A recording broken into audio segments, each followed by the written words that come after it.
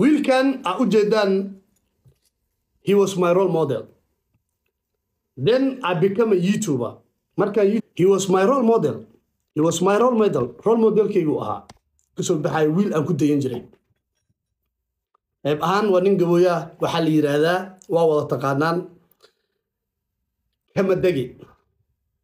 Yani YouTuberada qaar hadeertaan intay jirin ayuu ninkaas jiray wuxuuna sameyn jiray Allahu musta'an ishaq maxaa la yiraahdaa faloogyada wuxuu kaloo sameyn jiray safarada wuxuu kaloo sameyn jiray xitaa ustaas yani aniga marka liga tago heesaanu soo sameeyay role model. He was my role model kaygu ahaa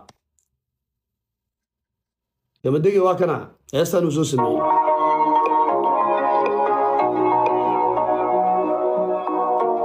reer Minnesota waa si fiican u taqaaniina u maleena the guy role model kaygu ahaa ninka aan ku tasto YouTuber nimadeeda aan uga dayday aan macnaha sidiisoo kale aan rabay inaan noqdo caan waa ahaa Umar Kirish la dhigi jiray Facebook caanka ahaa laakiin markii ay noqoto qaabka rabay YouTuber inaan u noqdo the only Somali guy aan fiirsi jiray markii ajaanibta laga soo tago ahaa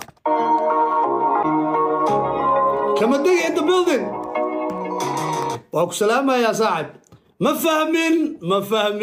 fahmin kama dagi waa ku salaamaya